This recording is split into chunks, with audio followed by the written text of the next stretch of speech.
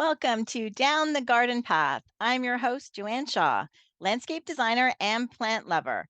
I enjoy discussing down to earth tips and advice to help you seasonally manage your garden and landscape. And I also aim to bring you interesting and relevant topics to educate you all about the landscaping and horticultural industry.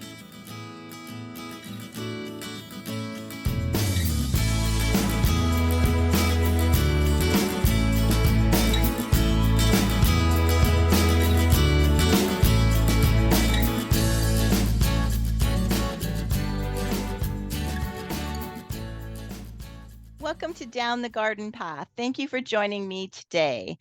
My guest, Mariam Pirbhai, is joining us, and she is a creative writer and academic and the author of Garden Inventories, Reflections on Land, Place, and Belonging. And I'm excited to have a conversation all about this book.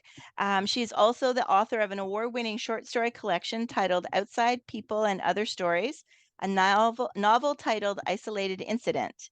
And she's excited about her nonfiction work, this Garden Inventories book that I'm excited to chat with her about. So welcome to the show. Thank you so much for having me. You're welcome. So we chatted a little bit before the show, but did you want to just tell our listeners a little bit about your journey to come to Canada? Absolutely. So my family immigrated in the 1980s, but our migration story is a little bit all over the map, so to speak, because I was born in Pakistan, but when I was a child, my parents immigrated to England, and we were there for a good 7 years or so. 7. And from there, we moved to the Philippines, actually the United Arab Emirates, then the Philippines, and eventually to Canada, where we settled. Excellent. And you started out in Halifax. And yes, that's right. Our port of arrival was Halifax, Nova Scotia, and I started to make my own migration, towards the center of Canada when I started my graduate studies. So Okay. I settled in Montreal when I started my MA in English Lit, and then I stayed there for my doctoral studies as well. And then eventually my husband and I met my husband in Quebec, and he and I came to Waterloo when I got my position at the university here at Wilfrid Laurier University. Wonderful. So you bought a home there that had um, a garden, large yard. So how long have you been in Waterloo? We've been in Waterloo now almost 18 years. Oh, okay. Yeah, Excellent. and that's right. I mean, we really looked for a house that had a sizable enough garden that we could see ourselves really, digging into it and putting our own stamp on it. It's not a huge garden, but relatively speaking, I would Hmm. say, it's almost a quarter acre Oh, property. hmm. And so it's enough. Yeah.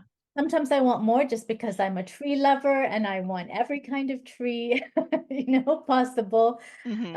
I have to rein myself in, but it's still enough that it keeps us very, very busy. Yeah. Yeah. Excellent. I love that you looked for that in a house, in a home.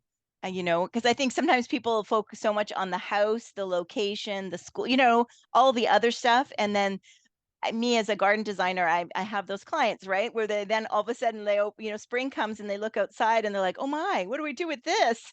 And then they call someone like me. So I think that's really exciting that you were looking at the whole picture, including the garden and yard. Oh, absolutely. No, it was a really, I would say it was a really significant element in our Ah, house search, yes. and we ended up also a place where there were some established trees, Hmm. not just in our garden, but sort of in the neighborhood as well. Hmm. And so we found that here. It's a very suburban, I would say it's a suburban neighborhood. Hmm.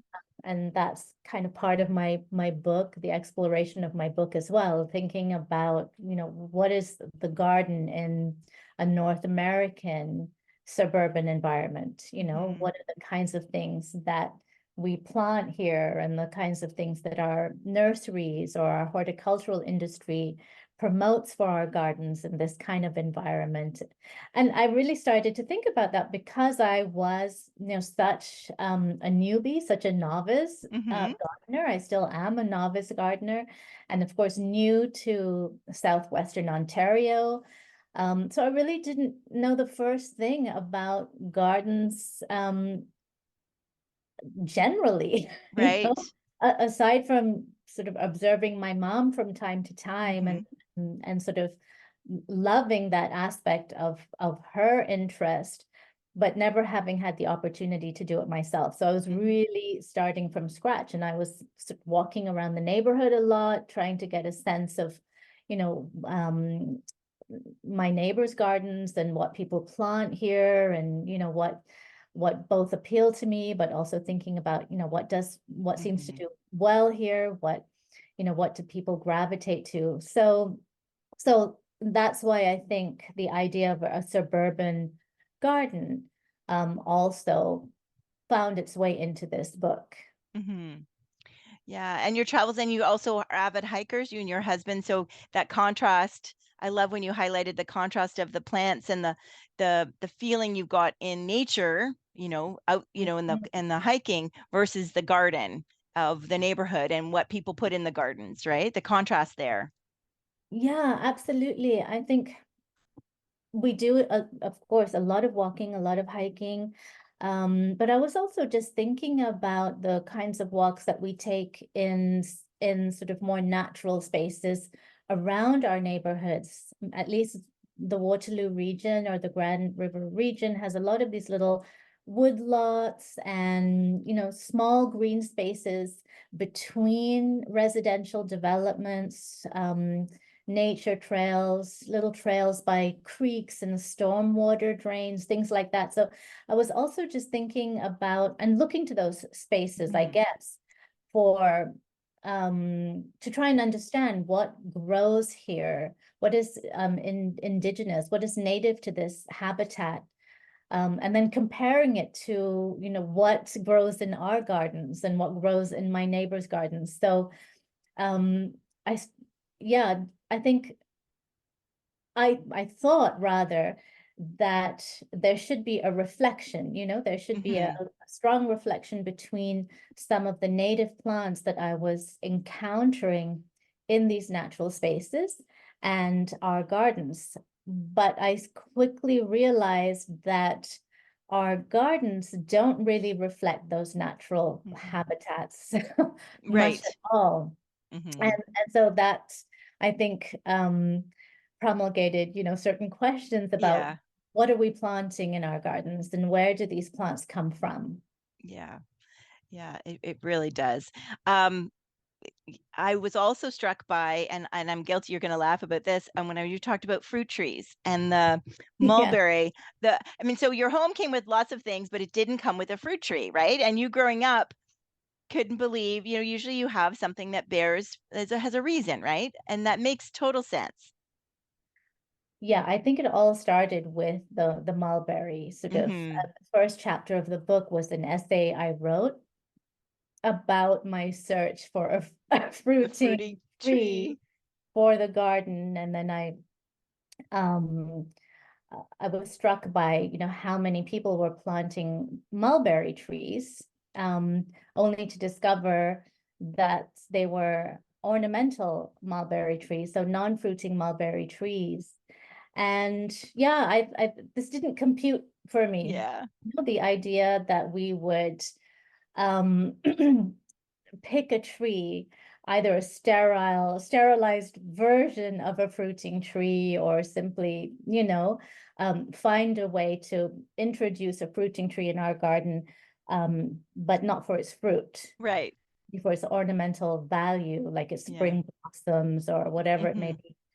And yeah, this did seem like a really foreign idea to me because I've lived in places really everywhere I've lived, even, you know, thinking back to my childhood in England, where a fruit tree was a fruit tree, and it was a really fundamental part of the landscape of the garden. And I was also thinking about my own background as someone, born in Pakistan, born into a Muslim society as well, and having had a Muslim upbringing, and how important the fruit tree is symbolically, Yeah. right? And because the fruit tree is part of the Islamic garden and Islamic garden principles. Muslim civilizations were such as the Mughal civilization, or if we think of Persia and Persian civilization, or even Moorish civilization in the Iberian Peninsula, in Europe, across Europe, the Islamic garden held the fruit tree with great esteem. Yeah. And so entire sections of these gardens were devoted to the fruit tree, because the idea is that in the afterlife, your reward in the afterlife is that, you will find yourself in a beautiful garden under which rivers flow and where fruit is abundant. So it's And full circle, right? full circle, that's right. So all of these kind of little synaptic connections were going off in my head, but fundamentally, I just thought, I want a fruit tree because I want fruit. Yes, yes. And that there's nothing more beautiful than, for me, than Yeah. seeing a fruit tree just laden with fruit. Yes. Mm. And how people will try to talk you out of it. And I know I am as a landscape designer, often when people are, bought a new home or they've been in the home for a while and they want to change their garden or renovate, um, I think in the 80s, one of the only ornamental trees was a mulberry, like it was, had a unique shape. And as far as something, now we have Japanese maples, we've got weeping evergreens, we've got a lot of, what I would call as ornamental trees. But back then, I think it was just the mulberry. And clients don't know, like they either wish they have a mulberry and they wish they had a fruiting, or they have a fruiting and they wish they didn't have a fruiting, or it has, because my only thing is builders put them right at the front door. So it was always kind of in the way, blocked the entrance, that type of thing. So a lot of them have to be removed for that very reason.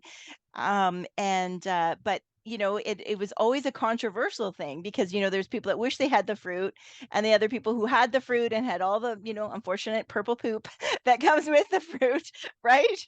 Because the berries are, we love the berries, but yet so did the birds, right? I So know. definitely. And I have seen in the industry too, when I started 20 years ago, people were taking fruit trees out of their yards. They'd buy any new homeowner that had, bought maybe from, and probably an immigrant who came to Canada and planted fruit trees, right? Then the young couples were coming in and taking them out.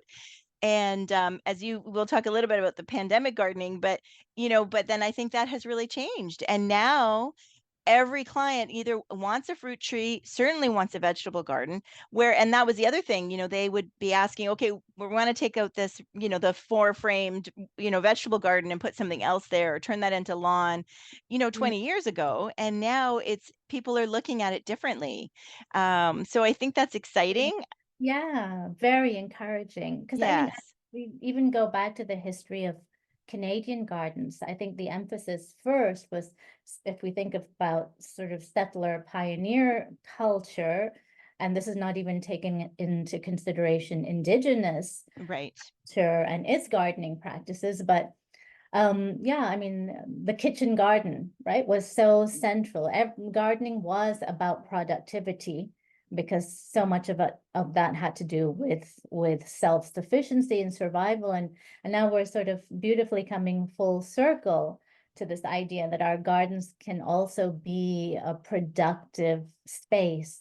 And just going back to, again, the fruiting tree, or anything that provides fruit in a garden, whether it's a shrub with berries, or an apple tree, or whatever it may be.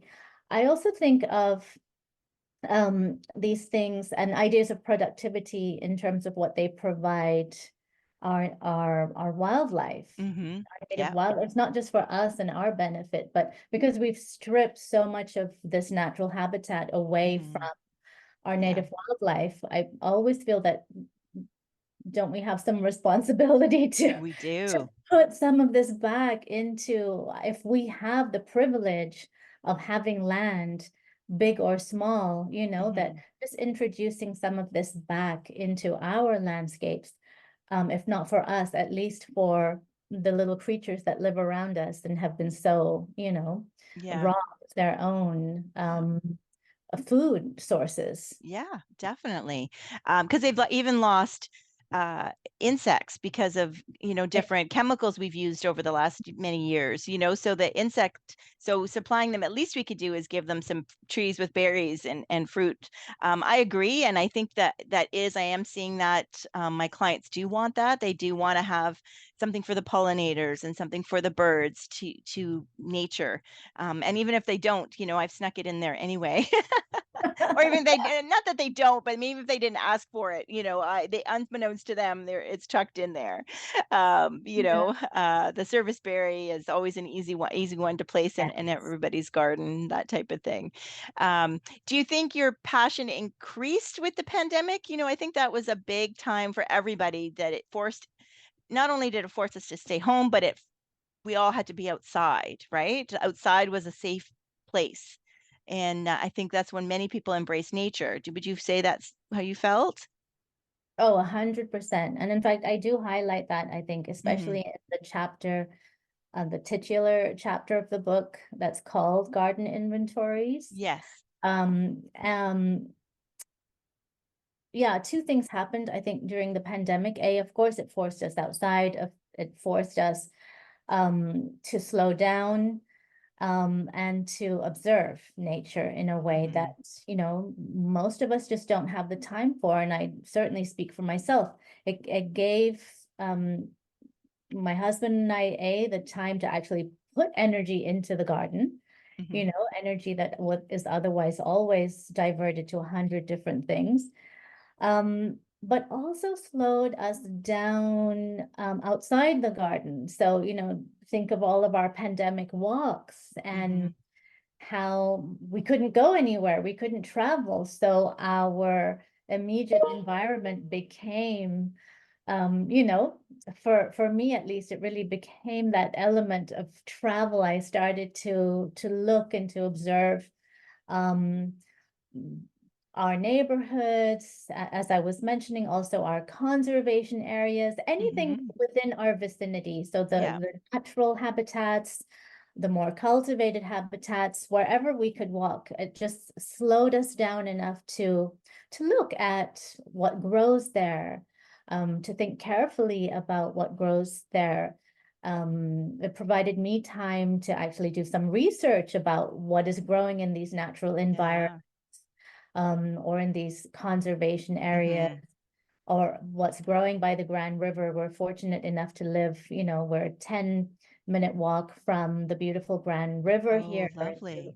to walk along the Grand River, um, and see what's growing there, right? So it really provided that time to look and to observe, and to observe things as they change across the seasons in a way I've never had the opportunity to do before, and especially as newcomers Hmm. Hmm. to Ontario. We were, Yes. um it put me in touch with this land and landscape in a way that I, otherwise still felt quite the foreigner, Hmm. quite the denizen, quite out of my element here. Yeah. Yeah. I Mhm. love that you also wrote in the book about the man who planted the garden before you, and his decisions, and like the roses, and what he did with the land before you, and in general, what did the people before us plant, right? I mean, I thought that was interesting. Yeah, um, well, because we found ourselves either just accepting, oh, okay, this, whoever had the house before us liked XYZ things, roses and hostas or whatever they may have been. Hmm. And so we have to sort of accept Yeah. it. this is what we have inherited from our previous homeowner. And for a long time, that's exactly what we did. Again, going back to, the question of time and being preoccupied by work and all of those things. So you just accept it for what it is. But on the other hand, it also got me thinking about how, I was hankering for certain things in the garden too. I was thinking about what my mother may have planted and started to, recognize in myself that I was also gravitating to certain plants that I remembered from my childhood, or I Okay. learned, sort of watching following my mother around because she was an avid gardener.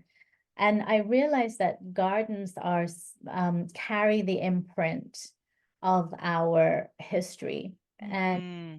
they can be our personal history. Mm-hmm. Um, so our parents or our grandparents, but they can also be an expression of our cultural history and heritage as well. And so Yeah. the kinds of gardens that we recreate based on what we might remember as a culture, what our ancestors created. And so I know this is taking us very far from just our homeowner, our previous Yeah. homeowner, but the rose, I think, was really emblematic of this for me because Yeah. we found all of these clippings, and I talk about this in the rose chapter. We found all of these clippings from rose catalogs, uh, you know, that he had posted in our garage.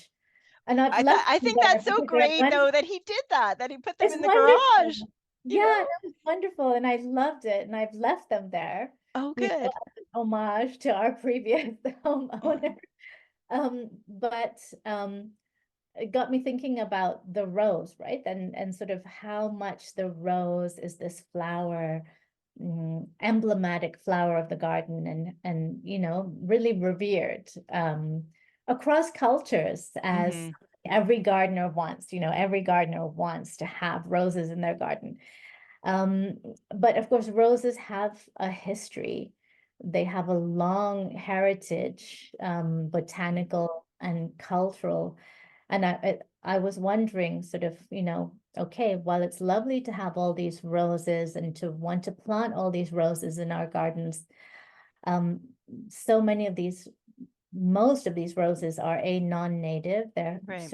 They're cultivars, Um, and how much are they also attached to the idea of a garden? Sort of Mm. the, what we might think of as the perfect garden, right? Mm-hmm. Again, going back to this idea that gardens are also ideas. Right. They're kind of constructs, cultural constructs, and we think that, okay, um, you can't have a garden without a rose because that's Right. what we've learned over time, that Mm-hmm. roses are the central showpiece of any garden. And so I wanted to explore that idea, Yeah. through sort of our garden and what we were inheriting in plant selections in our garden, and how this might be a throwback again to ideas about gardens and what should be in a garden and what Mm-hmm. makes a perfect garden. Yeah, and I think it also there's some people that may say, "Oh, I don't want that type of garden that my mother had or my grandmother had, like with roses. I want to have, I want a garden, but I want to have it my way or differently too." Like I feel like the garden really can be one of those things. I don't want to say rebellion in a family, but where it just people have a differing opinions, and there's no wrong way to garden, really, right? And you talk a lot about that in the book. Like there's no one way to do it, and there's no wrong way to do it. Oh no, I don't think there's any wrong way to do it either. And yeah, that's why it's such a creative act. You're right. It's Yeah. such a creative act, that absolutely we want to turn our gardens into an expression of ourselves. And that's why I was sort of thinking through the idea that when we come into a new home, whether it's an apartment or freestanding house or structure, the first thing we want to do is to kind of, we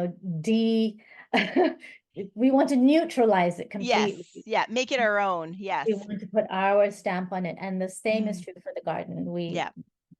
Yeah. if we're so inclined, we want to sort of turn that garden into an expression of ourselves. Absolutely. And it can be such a creative space. Yes.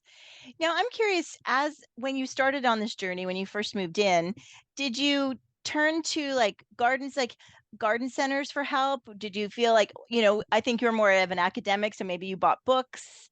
Where that's something for me personally is how to help people like figure it out because can take a long time to figure it out, right? I mean, sometimes people want it fast and then they make a lot of mistakes. What I did at my first garden. But yeah, where did you feel you got the resources? Well, first I would say I'm still making a ton of mistakes. Yeah, I'll of always course. be making mistakes. Yeah. Maybe just goes with the territory, Yes. Yeah. Maybe we make fewer mistakes or we Yeah. learn better from those mistakes, but definitely still making mistakes. Um, Yeah, I think it was a combination of things. First, I inherited these because my mother was so passionate about gardening. I inherited some gardening books from her, but Oh, good. I quickly realized that these gardening books, A, had nothing to do with gardening in Canada or gardening in Ontario, or they were Right. severely outdated. So, I think I was being misled, looking Hmm. at some of these gardening books. And so I think that's when I started to educate myself, or at least have the revelation that I really need to think about gardening, not as this general idea, but gardening in this place, in this Yes. environment, in Yeah. this zone, Hmm. climate zone, in this, Hmm. and so I think that was the really big shift for me, especially again as the novice gardener. It was a real wake up call for me that no, I really have to understand something about this location and even Yeah. microcosm that is our garden Mm. to be Hmm. a better gardener, Yeah. make smarter choices. Hmm. And so, yes, I mean, I love pouring through gardening books. I think my largest education has come from, again, making these sort of comparative notes, going to nurseries and seeing what it is, that's on the market. Hmm. And walking around again our natural habitats, and I take a lot of pictures of things. Mm. Yeah. And we're fortunate enough to have things like iNaturalist and Google Lens, and Yes. it has been perhaps the most helpful thing, even though you have to spend a lot of time cross-referencing because Yeah. you don't get a straight answer when Yes. Yeah. you use It these could be apps. one of these three things, right? Yeah. Yeah, Mhm. sometimes more, and sometimes they don't make any kind of, Yeah. or they make very questionable matches. So you do have to spend time sort of cross-referencing. But I have learned a lot that way, just Hmm. taking pictures on my own and trying to sort of find information about those Yeah. individual plants. Um, and yeah, just and observing again, as I said, I learn a lot from my neighbors too, and sort of Yeah. about what are they planting, Yeah. um, both in terms of taste, sort of what appeals to Hmm. me, but also in terms of what seems hardy, Yeah. um, and what really seems to work in this landscape. So I would say a combination of all of Hmm. those things. Yeah. Okay. And a garden club too. I sure if you haven't checked out a local garden club, they can be a really nice resource too, in your community. Yeah, actually on that, I'm so glad that you brought that up because only in the last 2 years I've become a member of this Facebook group. It's really very sort of local to Kitchener-Waterloo. Hmm. It's called the Grand Gardeners, Okay. and it's run by an avid gardener. And there are a lot of local experts, horticulturists and avid gardeners who are members of this group. And they have actually taught me so, so much. I Yeah. would say my biggest education now in more recent years has come through this group Yeah. That's great. because it's so local. Mm-hmm. So all of the questions have to do with what is being planted here, what is working here, and we're always comparing notes with each other, Yeah. so the people in the region.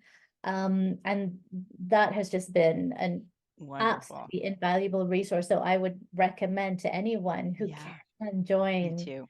kinds of local groups. Yeah, me too. Yeah. I think people think gardening is a solitary activity, and it really isn't. It really is a collaborative because you can't do it alone physically, but also, just education wise and experience. I think it really is a great way to meet people in your community and to learn from everybody. And for you to even share, you have a lot of value to bring to talk about, like you mentioned, the tamarind tree is the tree, right? It's a tree, it's Yeah. a big, big tree. And Yeah. I know exactly when you described in the book about the uh, The honey. tamarind in the boxes. And I was trying to think of Oh, where yeah. was I? I was somewhere and girls behind the counter were eating them.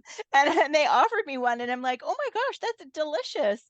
What are they and where do I get some?" And I immediately went to the grocery store to buy them. And it's yeah, I think you need that exposure, and to think that you could have a tree that has them in your yard, right? Yeah, and we all have these wonderfully diverse backgrounds in Canada. Yes. So people are, of course, you learn so much about your Mhm. locality from these groups and these community groups. But yeah, everybody's bringing their own heritage Mhm. to the table, to the Yeah. conversation. So you do learn a lot, not just about gardening locally, but Yeah. gardening and land and Yeah. um, yeah, and the What we can love of grow. land and gardens Yeah. from all kinds of different heritages and backgrounds. Yeah. Yeah, I think so. And I think we can also push the envelope. And like I know we are growing, my husband loves figs. And yes, we can't grow them in the garden, but we can grow them in containers. And we luckily have a garage where we can kind of overwinter the fig tree. So we have two fig trees that we managed to keep alive now for a few years. And I just love that. And last year we did get, little figs on them.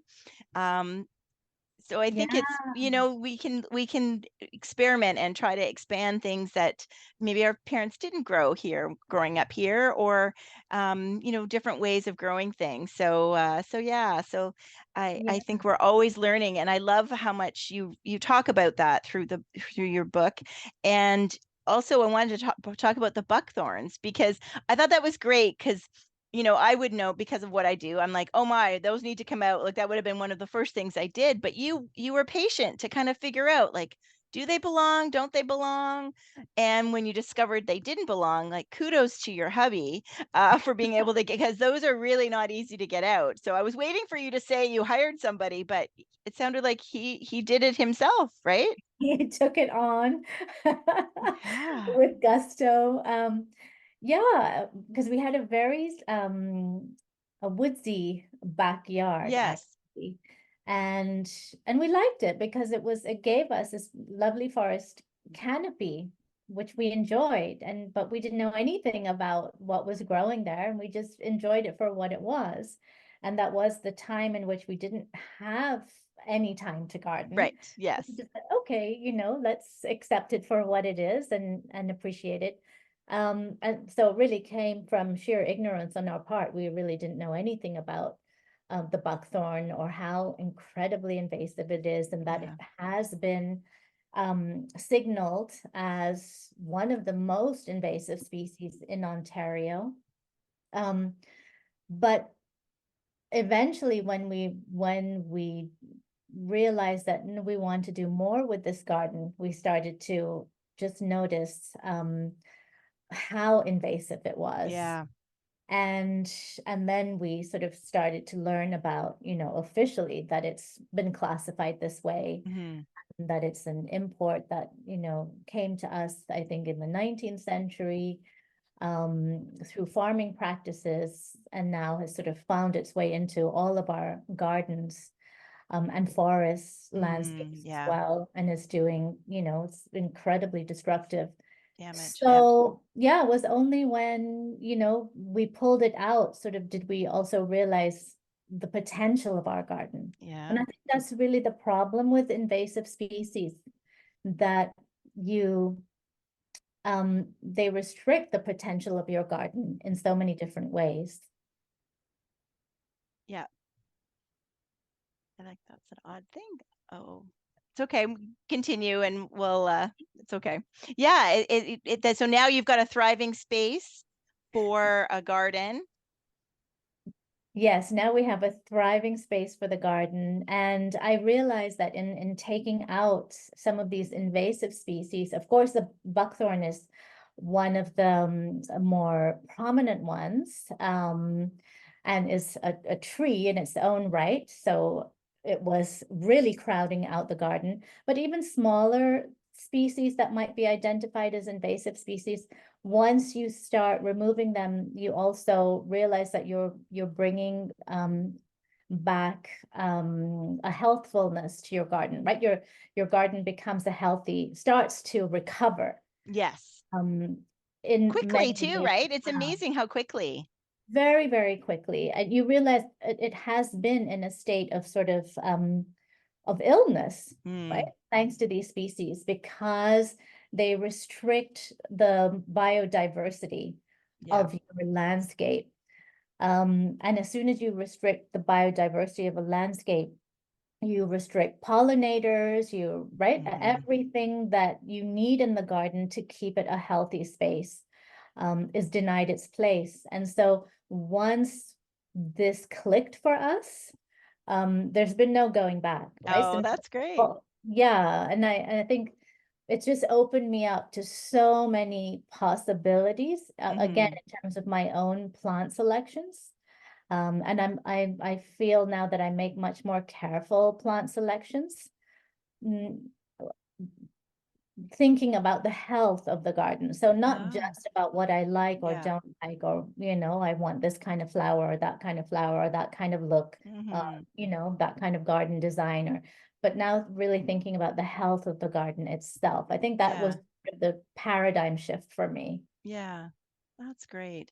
I think even in talking, reading your book and chatting with you before and even during our show, it shows me that you really have found your place and your belonging. Like, and I think that's lovely. And your roots, your Curtis root, was wonderful. And I think it's great that you remember so many of those places you've been where like me, my mother doesn't. My mother left Malta at 5. She has no memory of Mm. there.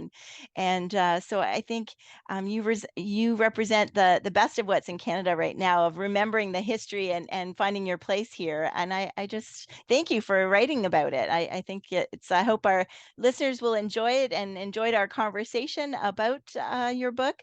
But Mariam, thank you so much. I wish you all the best. Did you have anything else you wanted to? So your book is available.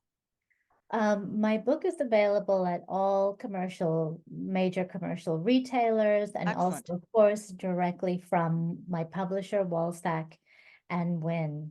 And Excellent. no, I just wanted to say thank you so much for, the opportunity to talk about the book, but of course to talk about gardening and the incredible sort of um, joy it can bring in so many Yeah. levels.